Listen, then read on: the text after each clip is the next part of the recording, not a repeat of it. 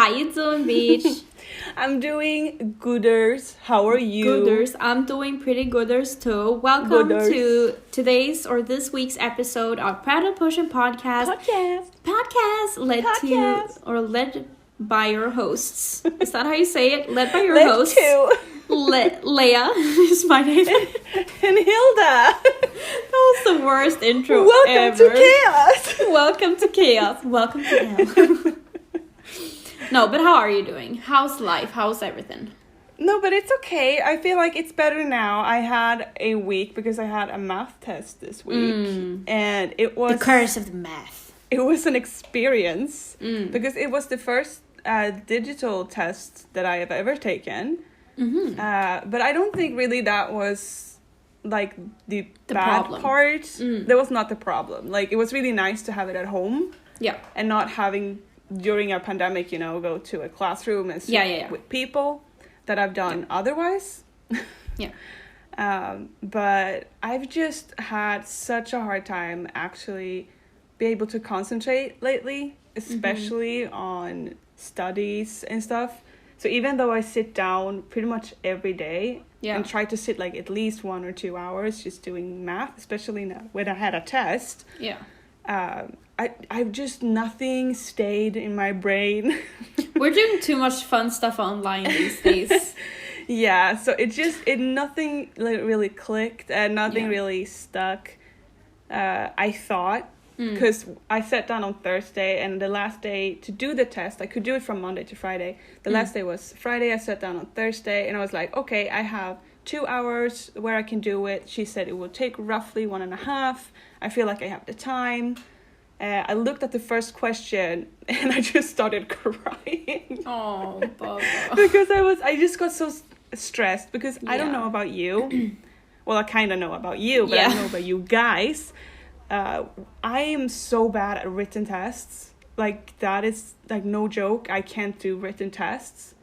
I can't concentrate, especially not when I'm in a classroom sitting with people around me and it's dead silent and you can hear them write and stuff like that. Suddenly all the sounds becomes like super loud in my head. And I thought doing a digital test at home would kind of ease that.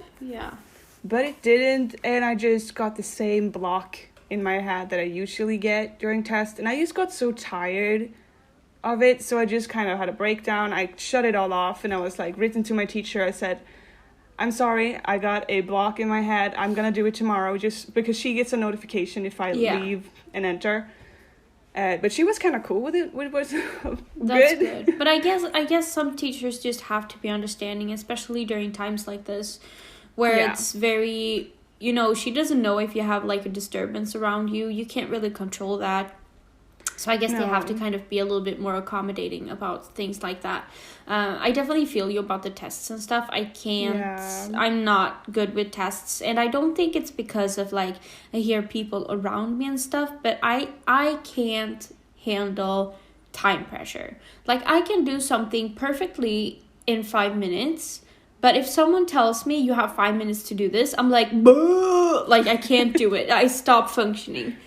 Oh yeah, no, I can relate to that too, but mostly it's just I feel like because I realized because I have a beautiful fiance, he's so nice, and he was like, he took care of me the rest of the night because I was just a wreck. I stared. I looked so tired that night. I was a wreck that night. I'm sorry. And he was like, I'm gonna help you tomorrow. I know you can do this because I've seen you do it in the book, but I'm gonna sit next to you and help you if you get stuck, so I can just kind of like help you get going again. It's also sometimes easier, it's sometimes just easier to be able to talk to someone and having someone being like, well, you're having this issue right here, so you have this thing and just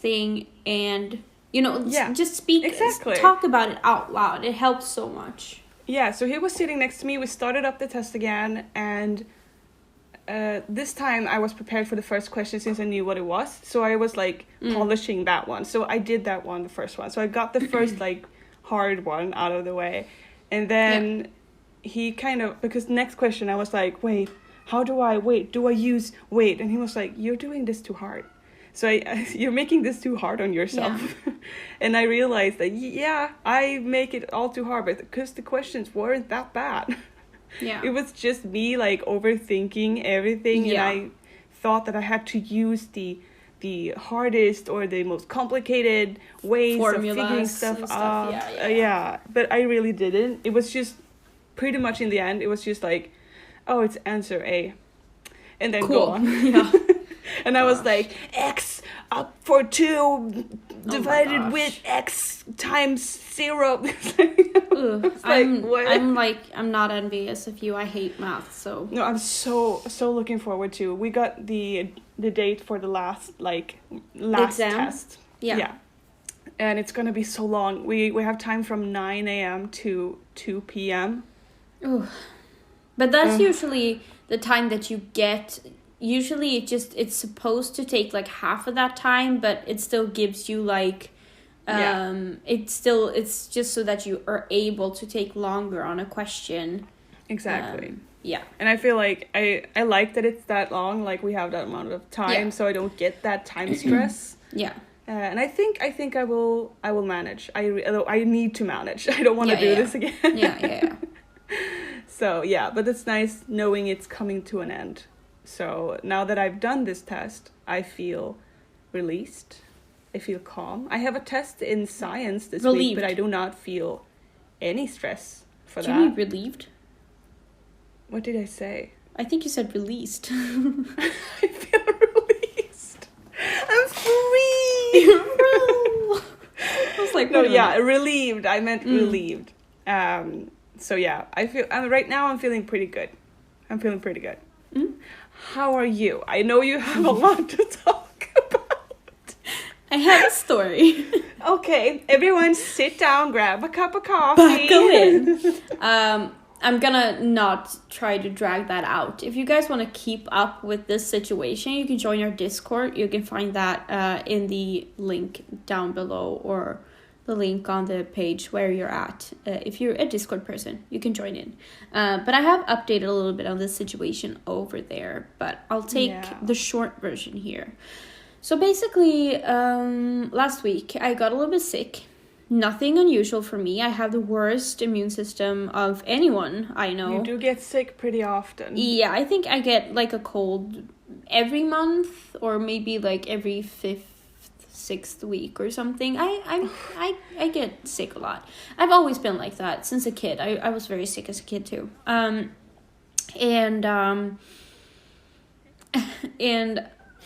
this whole pandemic, I'm so used to being sick, so I've never really had a COVID scare, because I'm like, well, I'm sick all the time. I don't think it's COVID every time, And you're at home either way. It's not like you go and meet me and people. my husband are very, very strict about stuff like that. We meet my grandma sometimes.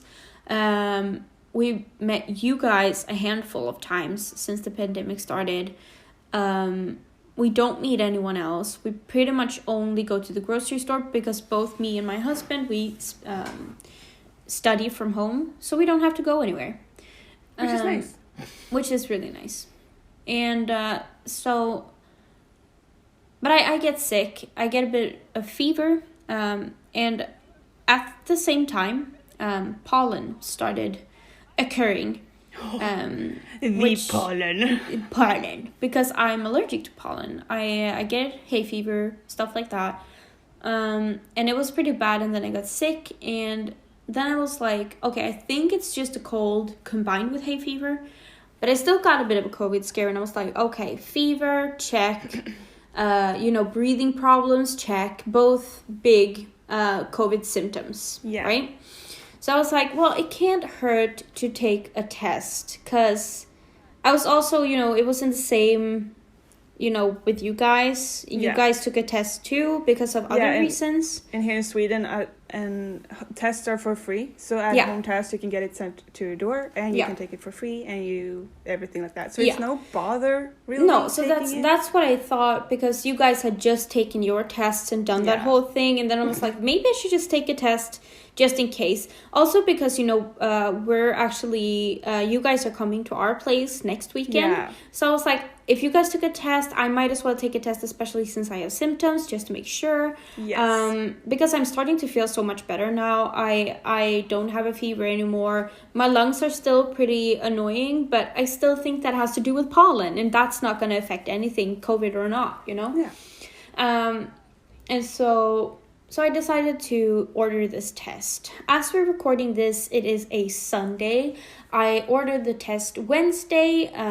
When you order tests here in Sweden, they are, like Hilda mentioned, they are for free.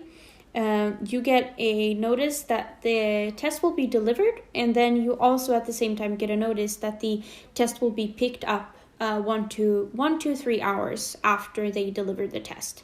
Yes. So you get, fast responses and stuff.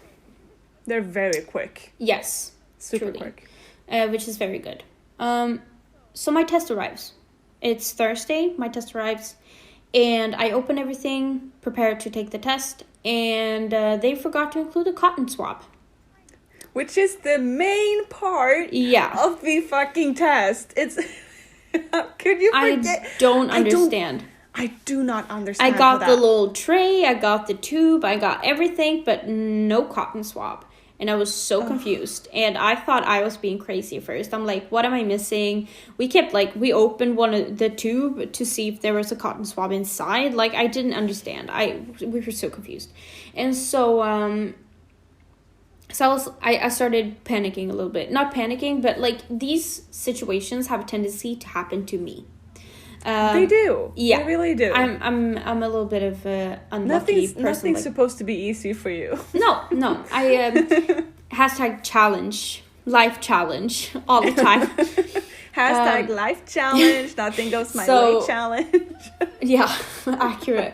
But so I called the help center for the place that has the tests. First off, I had to wait in line.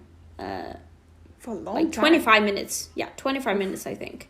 And it wasn't even a line where they were like, there are 10 people ahead of you. It was just like, elevator music until someone picked up the phone. And so I was like, you have to always be prepared. It was like that. I hate that stuff. Because if they say like 20 people, you can put the phone down and do other stuff. Yeah. But I didn't know if it was going to be a minute or an hour, So... They pick up the phone, I explain the situation, and she was like, really? What? And I'm like, yeah, there's no cotton swab in here. And she was like, I'm so sorry. I'm gonna contact the company, see if they can arrange something. And I was like, okay, thanks. And then that was pretty much it. I kind of regret now that I wasn't more like, how are you supposed to contact me? Send me a new test. Send me a new test. Yeah, how do I fix it? Like, because I couldn't get back free. in touch. Do you care? Yeah. So, but you have to verify your personal information and stuff. That's true. Anyway, so I never heard back from the company regarding the completion of the test or a new test. But the delivery guy that was supposed to pick up my test, he arrived. And he didn't speak Swedish. So first I was like, no, there's no test in Swedish and stuff. And he was like, sorry, no Swedish. So I have to explain everything in English again. And he was still kind of confused, but he was like, oh, okay. So I was like, no test.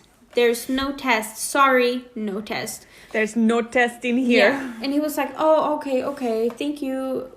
He was really, really nice. I understand that he was confused and stuff. I was confused. Yeah. Everyone's fucking confused over here. And then I got a text notification because I guess it's kind of an automatic thing where they are like, if they can't pick up the test because you're like not at home or they try to contact you and you're not answering, then you just have to pretty much do the test all over again. So because they can't chase you or whatever. No. So I got that notification because he had to put in my pickup as failed. Yeah. So I got a text and it was like, hey, your pickup failed, you need to order a new test. That's pretty much the situation. And that's kind of chill. Yeah, of course. Yeah, it's perfect. Like, okay, like that. So I was like, oh, nice. Okay, well then we'll just start from square one. No like fixing or puzzle pieces, just doing it over again, starting fresh. So I was like, okay, I'm gonna give them tomorrow too, because we're still at Thursday. Sorry, this is a long story. I'm done soon. But let's go. So it's Thursday. I'm like, okay, I'll give them Friday. If they don't get in touch with me, you know, because she said that they were going to get back to me, but they didn't. And I was like, okay, if no one gets back to me on Sunday, I will order a new test. So it will get there on Monday, because they won't deliver anything on the weekend either way. So, you know, why order during the weekend? So today, it's Sunday today. I ordered the test. If you order it before noon, it's supposed to come the weekday after. So I ordered the test before noon today. And I verified my personal information, everything like that. Did everything the same way I did last time. Yeah. And a few minutes later, I get my request denied. Oh. She denies my request for a test. And I'm like... She's like, hell no. Bitch, why? So I go into the service, because it's like a online service, so you can pretty much book a video call with conference call, a video it's call. It's 20 doctors, 10 nurses. You can book a video call appointment with a nurse if you have like, oh, look at this rash, you know, like, you know, what should I do about this situation that doesn't require you to go into a doctor's office. So I was like, you get the name of the nurse that denies your request. So I was like, I clicked on her to book an appointment, and I pretty much wrote down like, hey, I saw you denied my request, and I explained this whole situation, like a little bit shorter though, but still the whole situation where I was like, I got an incomplete test, I never was able to get the test done, no one ever got back to me, I just need a new test. So she called me and we talked about it, and basically she had to deny my request that first time because they hadn't made any notes or anything about me not having a finished test. That's so strange. In the journal or in the notes, it said basically like I had taken the test and I hadn't got my lab results back yet, and so I couldn't order a new test because they were like, hey, why do you want a new test? We're waiting for your lab results, you know? But there were no lab results. So I had to like call her and be like, hey, I need this test. So she was like, I'm sorry this happened to you. If you submit the form just one last time, I will make sure to accept it right away, Deny it. Accept it right away. And now she accepted it, and hopefully I'll get my COVID test tomorrow, and hopefully it will be complete this time. I saved the old test, so in case they forget any other components except for the cotton swab, which I don't have, I can just fix that right up. You have your test. You can just build it up like a puzzle. Yeah, it's gonna be like a collector's thing. Nice. Collect them all, Collect all the test pieces.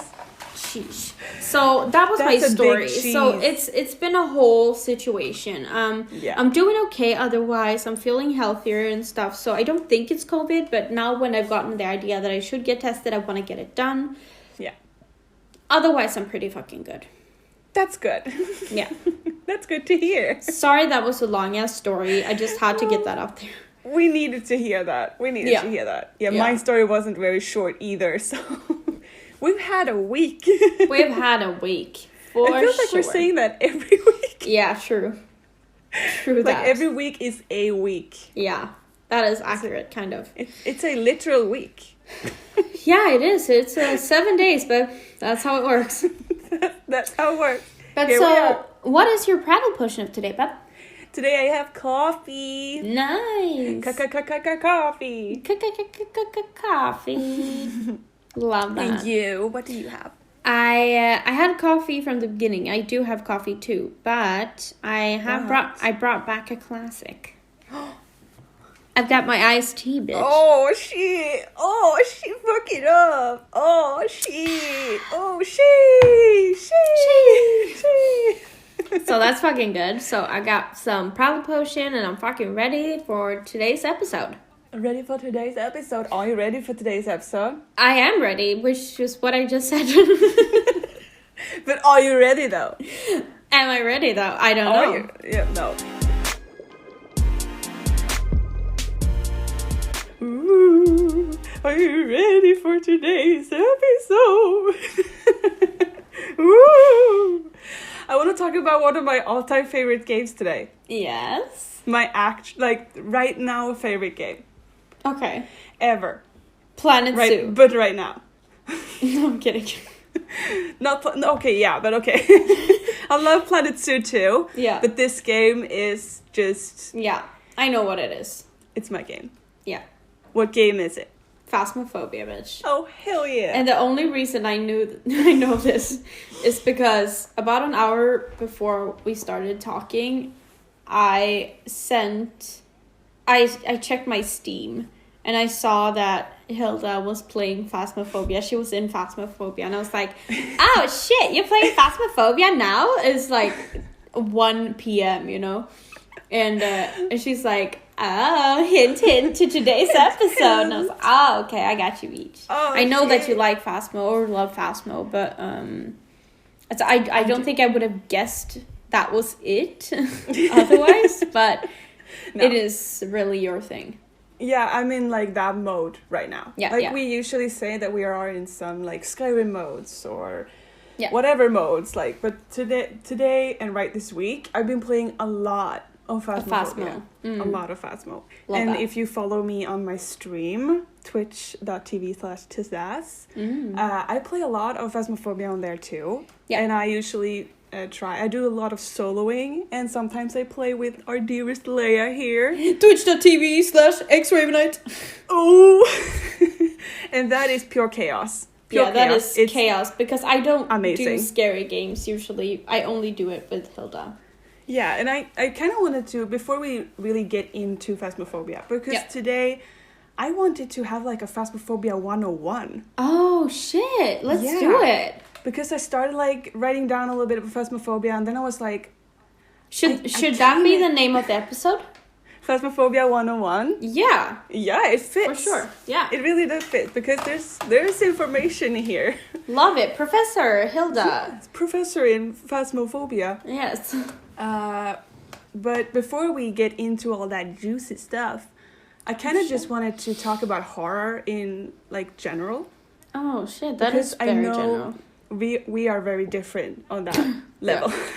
We are very similar in a lot of ways where we enjoy RPG and simulation games, but you are way more horror person. I'm way more simulation, cozy, chill, RPG vibes. Yeah.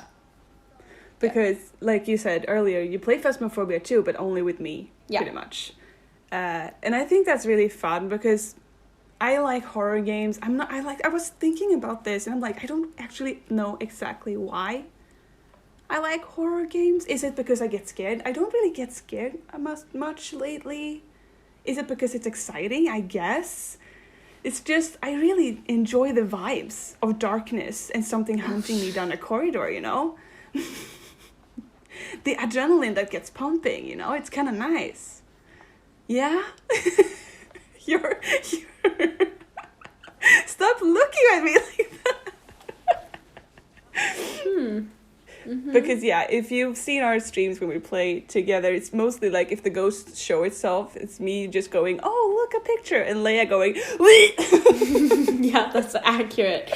I get so scared, and it's so funny that you're saying this because just before we started recording the podcast, we were talking about some of the clips that have been made of my Phasmo streams from when I get scared and stuff, and I have this rant when I go off a little bit about I don't understand why people enjoy horror games, and I'm like, yeah, I know my best friend loves it, but like I don't understand it. I don't understand why people enjoy getting scared. I don't understand why people enjoy being tense. I don't like it at all. And then 2 seconds go by and I get so scared because you like speak.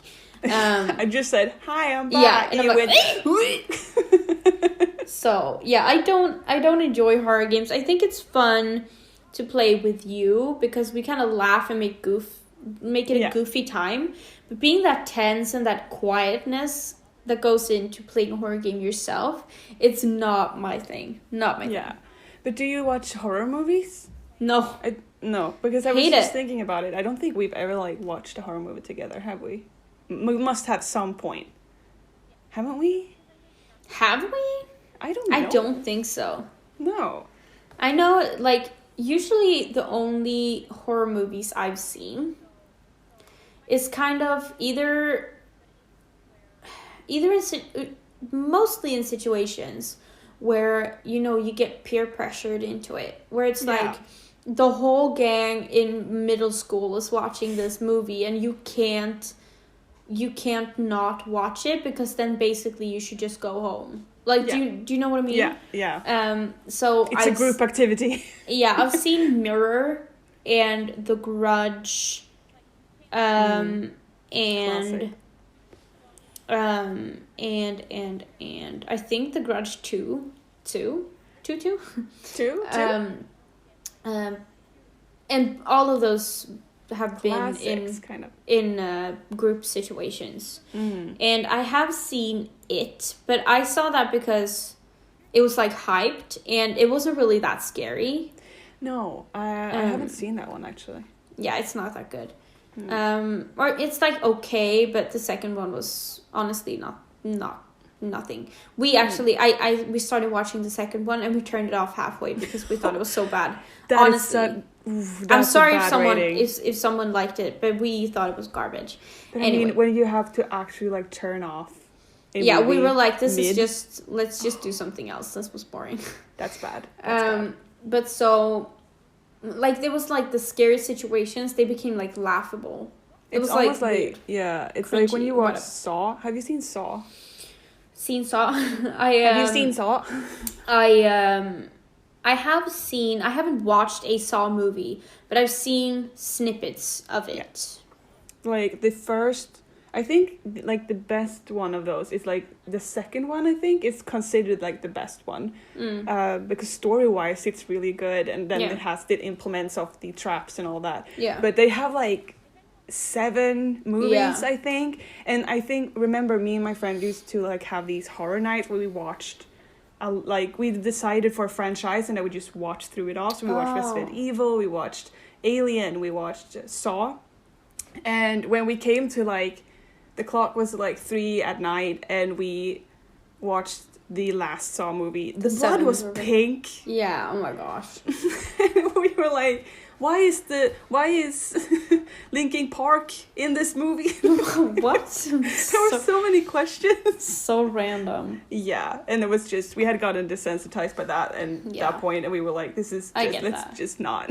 Because I've like seen, you know, scary movie franchise, you know, the parodies. That's more my vibe, because then it's like parody horror, and I think that's a lot more fun. But I haven't seen Alien. I haven't seen Resident Evil. I've not seen a lot of horror movies. No, and if you don't like horror movies, then there's no reason to watch them. No, like, for sure. It's okay not to have seen the classics. Some people are very like religious about, especially Alien and stuff like that, Grudge and all of those, The Ring and all of that. Yeah. But it depends so much on your age and like when you were born, when things were popular, all that stuff, but also genre. And it's never been my thing, so why would I watch it, you know? Yeah.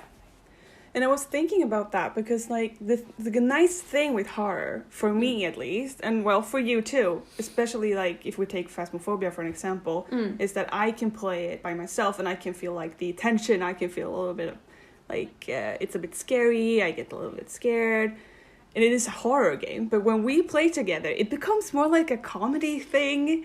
It's just kind of stressfully fun. It goes from The Grudge to scary movie. Yeah. Like that thing, it becomes horror parody, and that's what I'm saying. I can enjoy a horror where it's like you get scared but then you laugh afterwards with someone else. Yeah. And it's not like you get scared and then you, oh my gosh, and it was scary, and then it's just quiet after and you like died, and it's just I don't like it because then it becomes like too serious. I don't know. Yeah, and I think when you play with a friend, you desensitize a lot of the actual horror. Yeah, that's what I mean. Like it becomes fun when something weird happens. So next time that happens, it's not as scary because, you know, it's fun. We laughed at that last time, so we're gonna laugh at it again. Yes, exactly. So yes. We really like Phasmophobia in this corner. I do. Really like I said, I'm gonna have like a little bit of Phasmophobia 101 here. Yes, teach us. What is Phasmophobia for anyone who's never heard about that? I'm sure. Let's start with a little bit it's of not an that introduction. famous, so. It's not. Let's start with a little bit of an introduction. Yeah. Phasmophobia is an indie horror game that is developed and published by Kinetic Games. Mm-hmm. It's early access through Steam and was released on the 18th of September in 2020. Really? Yeah. It hasn't been around for longer. It feels like it's been around for so long now. Yeah, but it really blew up during Halloween season because a few big streamers started playing it as a Halloween special. Then it blew up from there. Yeah, true. Because the owner of Kinetic Games, he's called DK Niter, his username. He is the founder and sole member of Kinetic Games, so he's doing everything himself. Oh, he's a solo developer. Yeah. Oh, interesting. So that's also really cool. He's doing everything himself. Yeah. He vibing with Concerned Ape over here. Yeah, I know. Love it.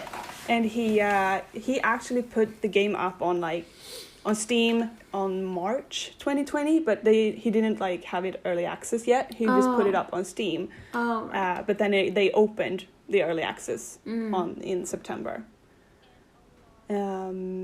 It has virtual reality support, so you can play VR with it. Yeah. And it's very fun to watch people play VR. It's so funny. Yeah. It was nominated for the VR Game of the Year in the Steam Awards 2020. That's insane. It didn't win, but it was nominated. But but it's an early access. It's an early access beta, and it was nominated for VR of the Year. It's crazy. That's insane. Yeah. And it was released in September. Yeah, that's insane. It hadn't even been released a year. No, that is insane. Good for Phasmo, man. Yeah, good for Phasmo. So like I said, the creator is called DK Niter, and he's the sole member of Kinetic Games. He plans to have the full release of the game sometime in 2021. But until then, it will be early access with a lot of updates and fixes. So he pretty much updates the game a lot. Really a lot. And there's 2 different versions of this game. For now, you can either play on the beta version or the live version. So the version you see me and Leia play on our stream, for example, is the live version. It's the one, if you get it on Steam, it's the one you install. Pretty much. Oh, how do you play the beta? That's a bit complicated. Okay. And if you really want to do it, you'll kind of have to go to the Phasmophobia Discord, and they will help you from there, because you have to kind of, I think you have to send a message and stuff like that to them. It's not open that kind of thing.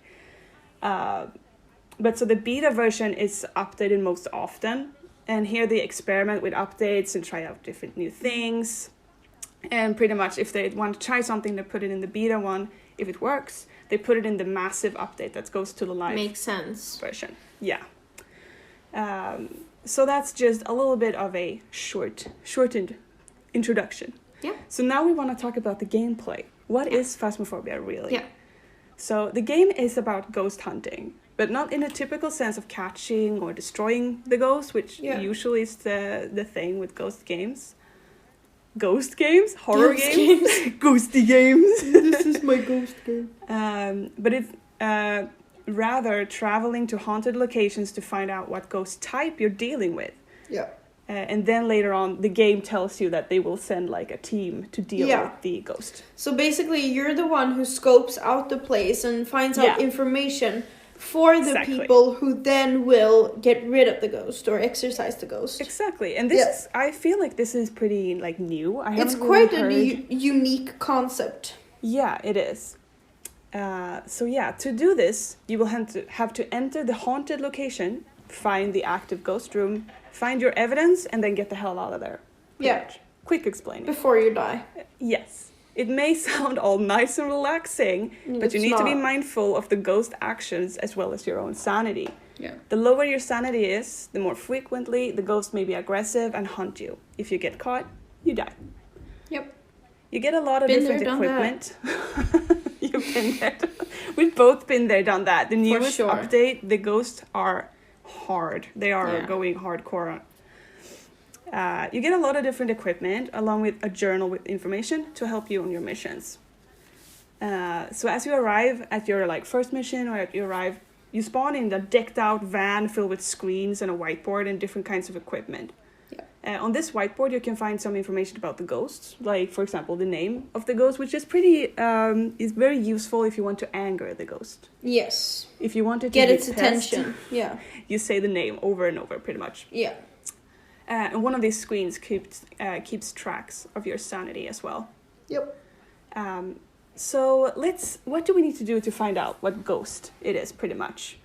To find out what ghost you may be dealing with, you may open your journal at arrival of the haunted location. In your journal, you will find lots of different information about equipment, ghost types. You'll find what photos you have taken, and what evidence you have collected and what you will need to collect so far. Yep. And this page is, with the evidence, is furthest back in the journal. And here you will fill out all the pieces of evidence that you find throughout your mission. Yep. To succeed with figuring out your ghost type, you will typically need 3 different pieces of evidence. Yeah. And to gather these, you may use your equipment. I say may use your equipment because when you've played for a while, you start to really get to know the ghost types. Yeah. You're good with that. You're like, oh, look, they turned on the lights. It's probably a blah blah ghost. And I'm like, okay. She hunted above 50%. It's either this or this. Yeah. So when you have played it for a while, like I have, I don't even want to look at how many hours I have in the game. And I'm not really that hardcore. Like some people have played for many, many hours. Yeah. You start to see the signs and the traits and stuff. Yeah. So really for your first mission, I will tell you a few of the must-have equipments for you to find your evidence as quick as possible. So for this, you will need the EMF reader. It's a pretty common usage in ghost hunting overall. Yeah, it's quite famous. Yeah, it's like a little remote with a few lights on top of it, and if it goes all the full way, it's red, and then it's yellow, and it's green, pretty much. Yeah, and it picks up radio frequencies. Not radio frequencies. No, electric something Yeah. It picks up something, so it can be intercepted if you put it right next to a light switch and stuff. That's right. It's like electrons or something that goes whatever. And it's supposed to, if you just hold it still, it's not supposed to be reacting, but it's kind of supposed to be quote unquote proof of a ghost passing by or being close, because then the electrons or something change in the air. They get messed up. Yes. And also, can I just interrupt? Yeah. I went into Steam, and I went into your profile, just to see how many hours you played.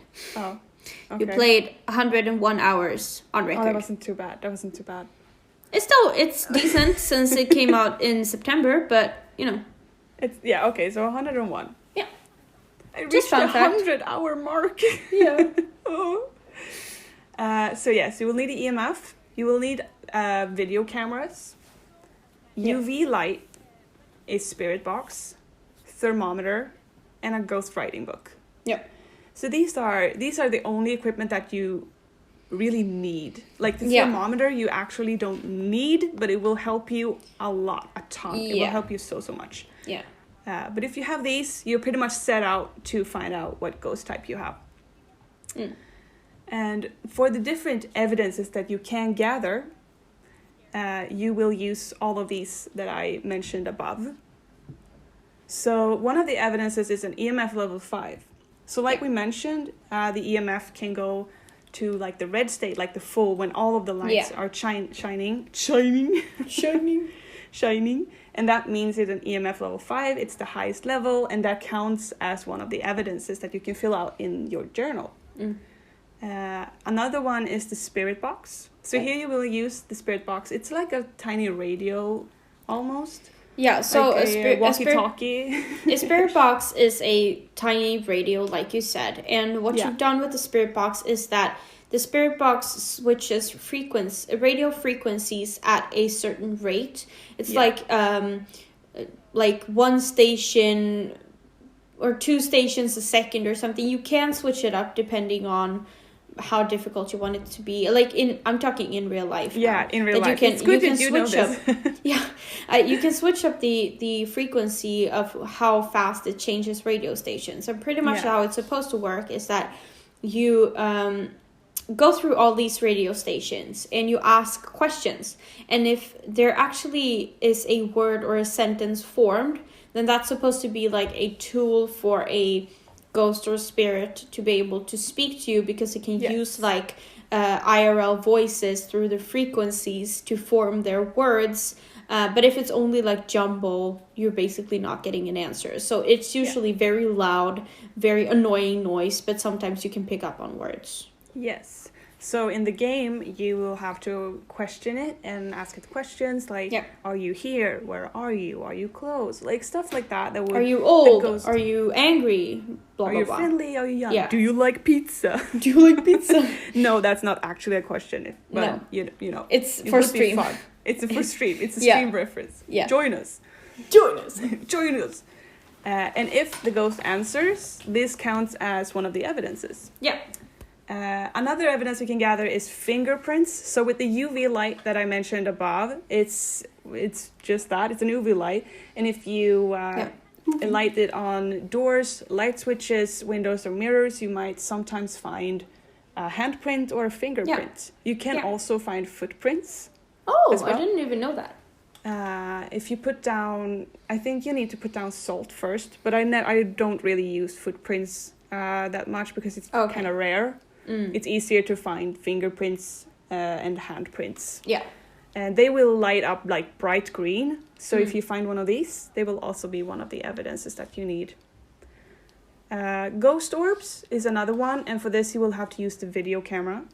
The video camera you will place down somewhere in the ghost room, the active ghost room that you found. And then you go back to the van. And in here, there is a screen that shows what the camera is picking up. Yeah. And sometimes you will find small floating orbs, and they are known as the ghost orbs. Yeah. We have ghostwriting, where you grab your ghostwriting book and place it down in said active ghost room. And if the ghost writes something in it, it counts as evidence. And it doesn't actually write. No. It shows just random symbols, like sometimes it writes. Oh, it does? Yeah. I've never seen it write. I just see the symbols. It's been like there's a Luciferian cross and a pentagram and the demons like to use that one.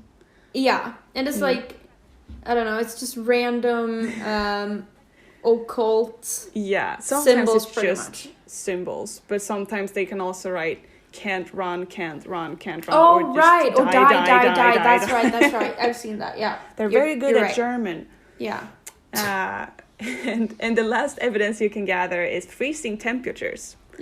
So you can either use the thermometer with this. You can walk around the haunted location, like the house you're in. And you can use this to actually pinpoint the room that the ghost is in. Yeah. And it will either show in Celsius or Fahrenheit. And if it goes below freezing... So you can choose 0. Celsius or Fahrenheit? Yeah. So if it goes below freezing, so either 0 Celsius or 32 Fahrenheit, I think, it counts as an evidence because it's freezing. But you, like I said earlier, thermometer, you don't have to have this tool to find freezing, because if you are in the room, where the active ghost room, and you see your own breath, that counts as freezing. Yeah. As well. So these are the evidences that you can gather, and depending on the mix of these, because you can only have 3, there are different kinds of ghosts. Yeah. And they will show furthest down on the page, where you can choose between the ghost you have available, pretty much. Yeah, so like if you find a clue or evidence, you can put that in the book, and when you gather all 3, the book will basically tell you like, oh, all these things add up to a Yurei or Oni or whatever. Yeah, exactly. Yeah. So as you find these different evidences, you will write them down on the page further back in the journal. And below there's the ghost types. And if you gather all the 3 pieces of evidence, the book will automatically take away all the other ghost types except for the one that requires those 3 pieces of evidence. So if you find all of them, you have the ghost. Yeah. You just have to choose it in your journal before you leave for exiting the mission. Yeah. So excellent. Now you have your ghost type. Now you can just fill that in your journal. You can leave, right? And we can get the fuck out of here. We can get the fuck out of here. Or you can make some extra money. Yes. Right? We love some extra money. We love that moolah.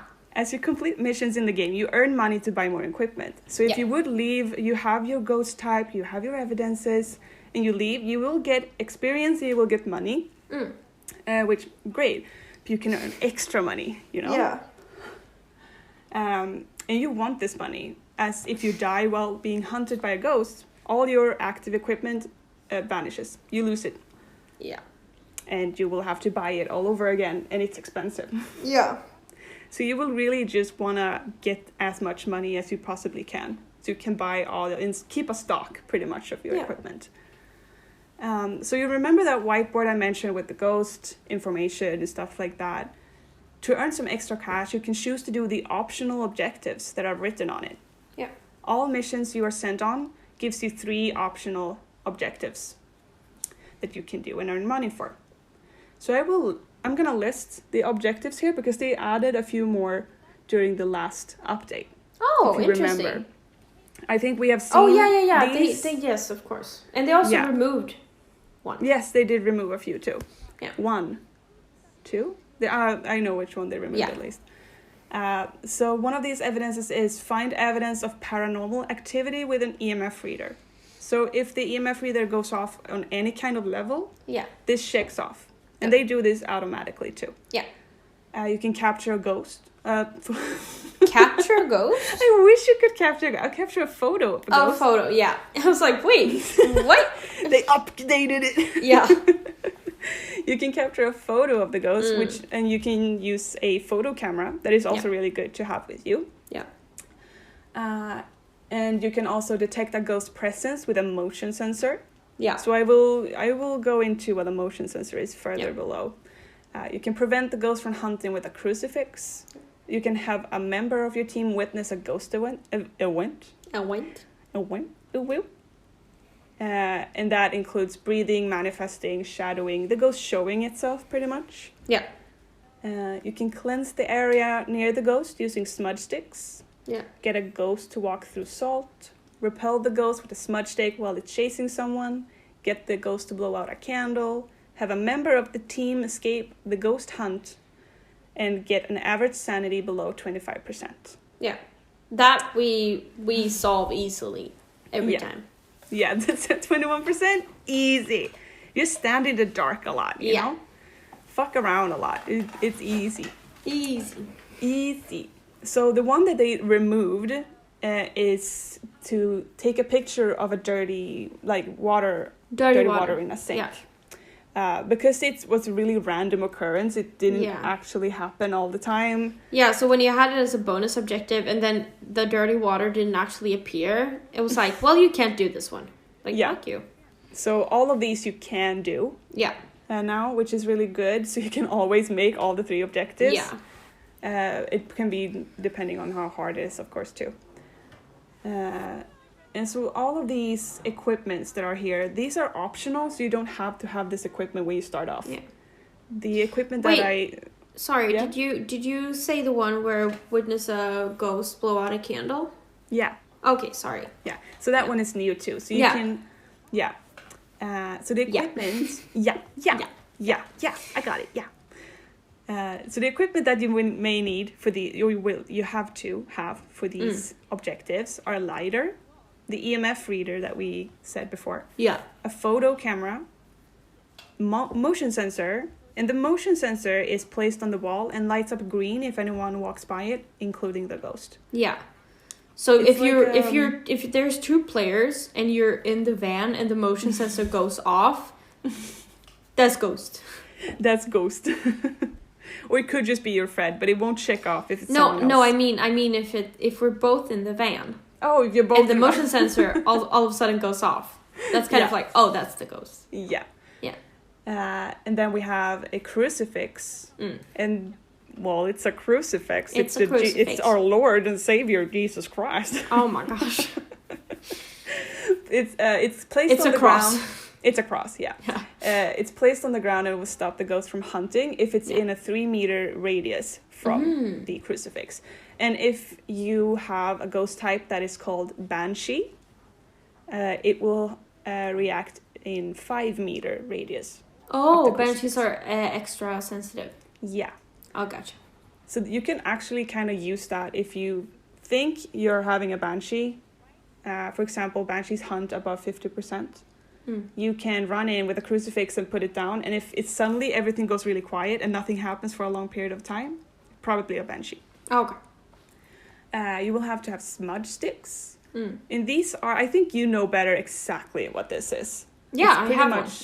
Yeah. So I know I talk about this a lot. It bothers me a little bit, and if anyone out there is a magic practitioner or witch or anything like myself, don't come for me if you don't agree, but I have a little bit of a problem that they're calling it a smudge stick, just because the smudging technique is like more, it belongs to like closed practices of witchcraft, but it's sage is what it is. It's a sage stick. It's I don't know why they're calling a smudge stick, really. It's because no one seems to really have picked up on it. No, it's because smudging has been a pretty much very commonly used term up until recently, until people started criticizing it a little bit more, because smudging is actually, I believe it's Native American from the beginning. And it became like a new age thing. Like it's not, it's like, you know, but when someone is very like, they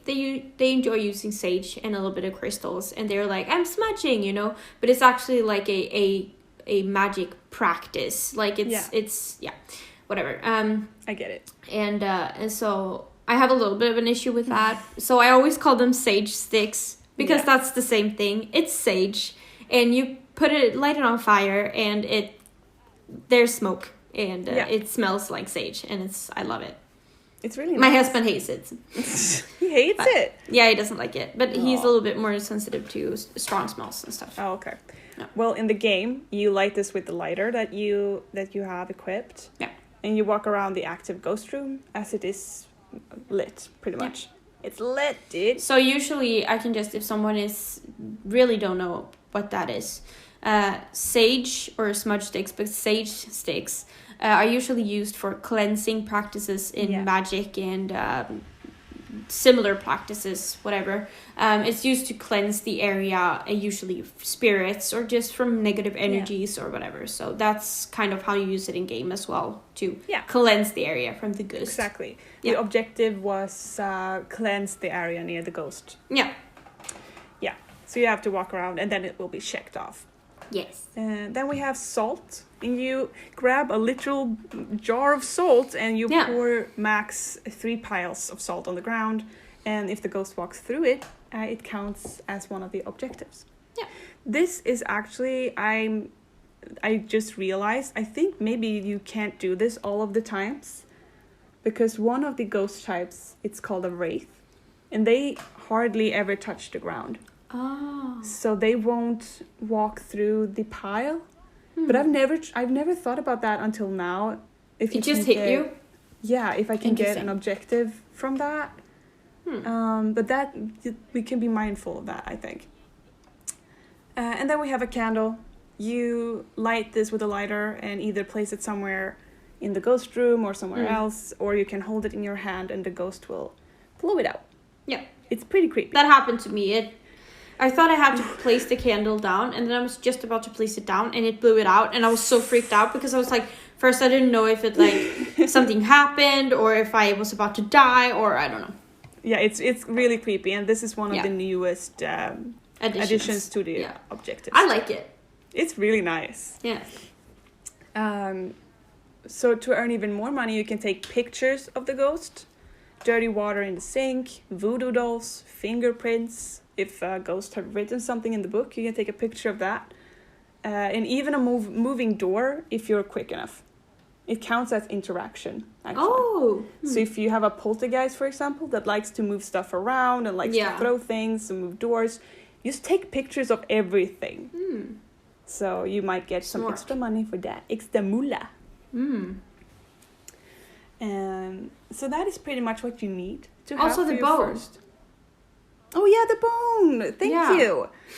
I don't know why I didn't write that down. Yeah, so you can usually find you can find a little bone in the house. I don't know whose bone it is. It looks like a little chicken bone. Yeah, I don't know whose bone it is. It's very random, but you and can I don't know why take it a picture. Counts as no, I don't know, but yeah. So you can usually take a picture of the bone, and you'll get more. You can actually also pick up the bone. So take a picture and then pick it up, and you will have it as an evidence bonus money thing. Yeah. As well. I actually found a bone on the dinner table in one of the houses once, like on the plate. What? So it's like, do I count this as evidence? We just usually find it in the cellar or the garage or something. Yeah, it can be pretty much everywhere. Sometimes they have been like bugged in under the rugs. So you just kind of see like a little white end sticking out. Oh, yeah, I think you've mentioned that before. Yeah, so you're just kind of looking around and then you're like, bone? What is that? So a little hack you can do. So if you are in the ghost room and you know there's like fingerprints, you know there might be a bone, just walk into the like door frame of the room, take a picture of the entire room and leave. That's smart. Because then you will either get a picture of the fingerprints. Yeah. Because you don't have to light that up with the UV light while you're taking a picture. You can just take a picture where it is. And as well with the bone, it will count. Smart. If you want to do it real fast, you can just run in, take pic, and run out. Smart. So this game has 3 different difficulties that you can play. It's amateur, intermediate, and professional. Yep. We usually play on professional because it's fun. We usually warm up with intermediate, and then we go over to professional.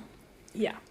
So what I have, I'm not sure if it is like this, but I don't feel like there are much differences to these, except for the head start that you get.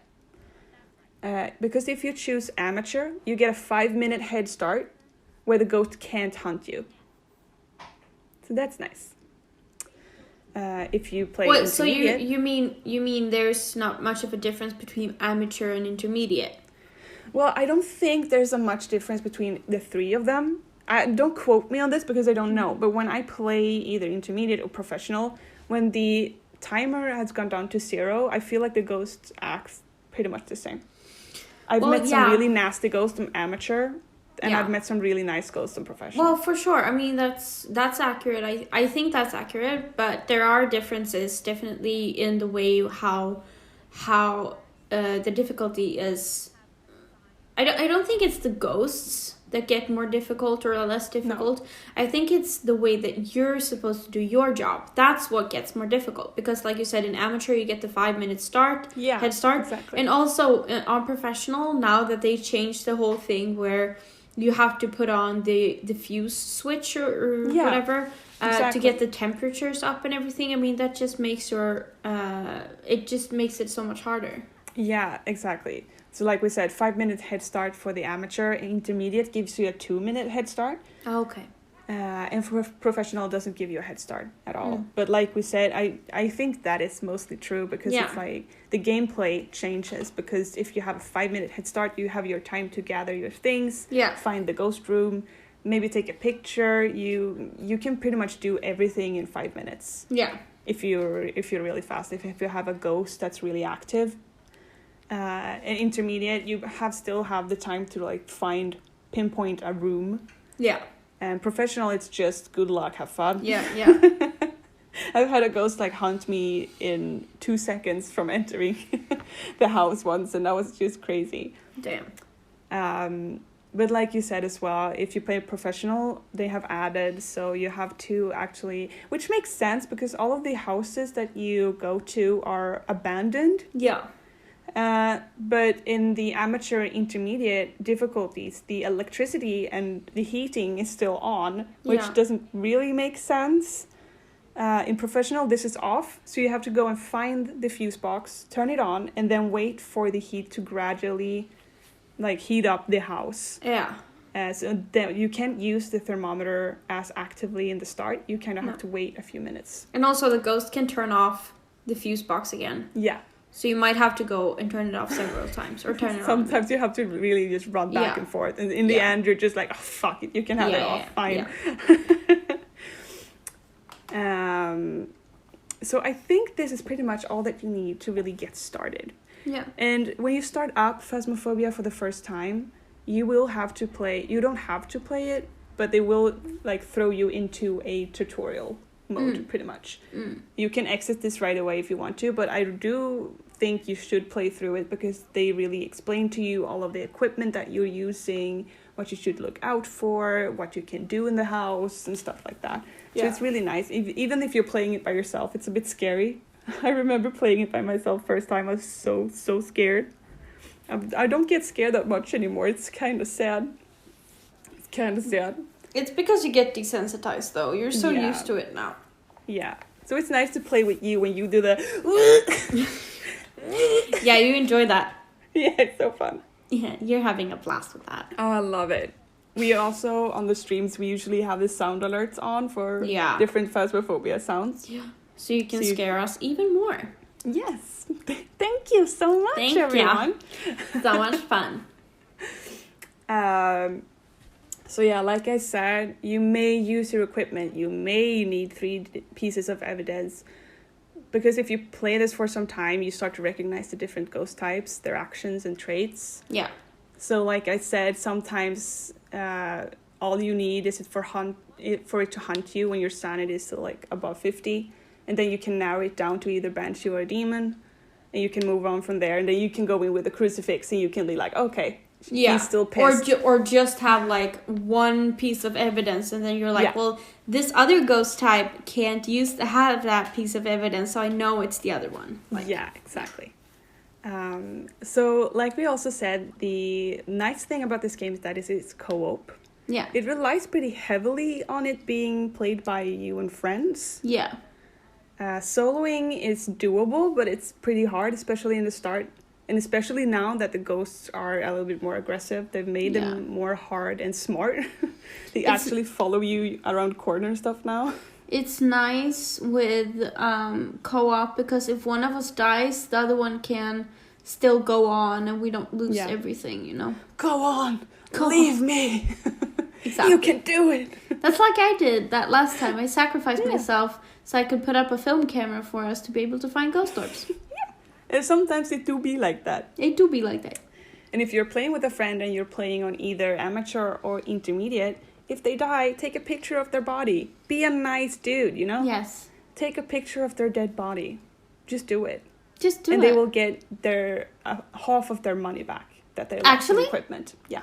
I didn't know that. So you get insurance, it's called. So I think it's like half the money worth. Is it supposed to be like life insurance? Like, hey, this is proof that this person died. You got $50 in life insurance. You see this corpse? Take a picture. Plus, it's fun to have because the bodies usually because the poses are beautiful. They're beautiful. I hope when the game gets released, like finished, that they add more characters.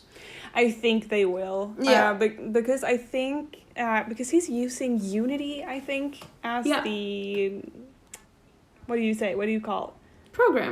Program is where Unity is the same program that my husband is using right now to design his VTuber. Oh, right. And I think there's like pre-made characters in there. Okay. So I think he's using something like that for now. Oh, okay. But because it wouldn't surprise me. I really hope that he adds more customizations or more character options, because now you can be like 5 people who look exactly the same. Yeah. And there are like, I think there are like 3 women and 3 men, or 4 women and 4 men. And it would just be more fun to, because just it's like 1 or 2 of them look okay and the other ones don't look very good. So it could be fun to at least has something that you like. Maybe even add like customizations, you know, that you can about use to the say money to buy a new sweater or a hairstyle. Yeah. That would be so cool to actually have your character. Yeah. That would be so fun. I would like that. I think like they would add that. Something like it. Either more characters to choose from or either some kind of customization. Yeah, because I think a lot of people will really like it. But I don't think it's a priority right now. No. So yeah, that's pretty much the Phasmophobia 101, what you need to get started. Is there something you'd like to add to the information? Not really. I think Phasmo is a really fun game to play with friends. If you guys are looking for something co-op, to be like silly with your friends, you can do that. There's also something you haven't mentioned, is that there is a system in Phasmophobia where you can talk through walkie-talkies with the characters. So if you don't want to talk through Discord or anything, you can talk through walkie-talkies just in-game. And that means that you will have to like press and hold down the V button and like only talk like you do with walkie-talkies. So you can't just randomly speak all the time. You have to use your walkies and something. So that gives more to the immersion. Yeah, it gives a little bit more of a scary twist. Yeah, because when the ghost hunts, your flashlight will flash and all the lights in the house will just go bananas. Yeah. But also your walkie-talkie, you can't use it. Yeah. So you can't walkie-talk to your friends and stuff like walkie-talk. that. You can't walkie-talk to your friends. You can't walkie-talk to your friends.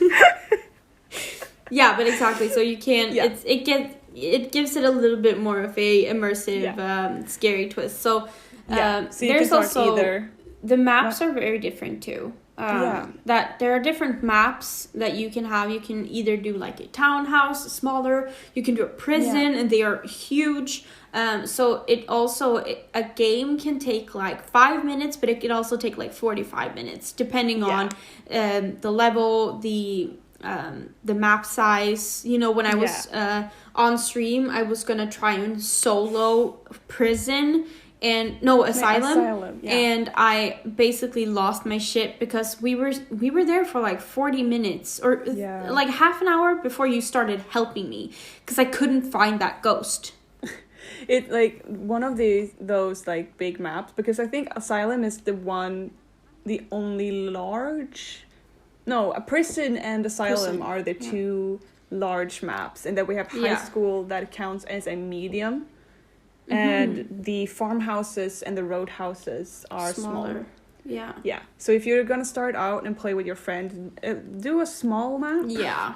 And then move on. If you have like soloing a medium or a large map, it's really hard because it's gonna especially just take a lot of time to find. And you get lost and everything. And like if you're 4 people that play together, you know, maybe Asylum is more fun because then a lot of people have something to do. Like soloing a big map like that it's ridiculous. I'm never stepping my foot on that map again. I really lost my shit.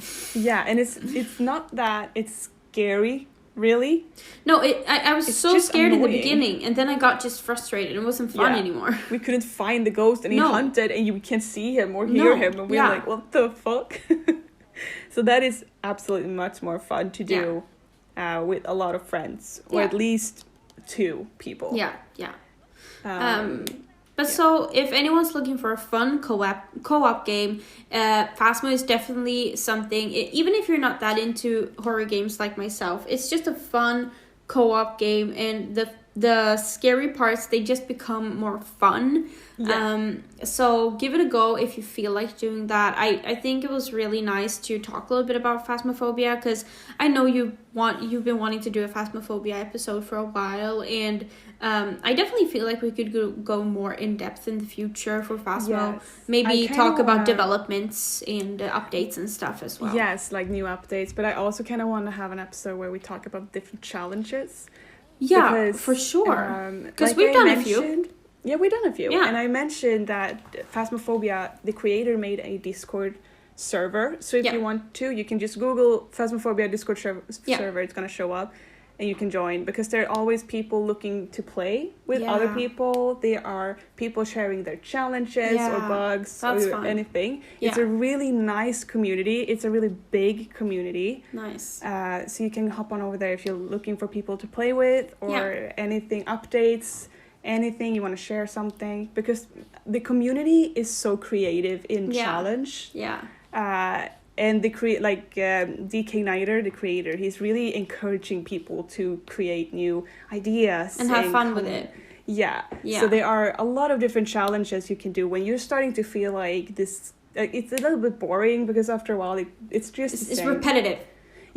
And you want to kind of do something fun with it, you can absolutely go and look up a few challenges. So we might just do an episode for that. Definitely, I would love that. And also maybe dive a little bit deeper into the ghost types and the differences, and a little bit of lore of the different types of ghosts and stuff. That would be really fun as well. Yeah, because you are, like, in real life, you are more...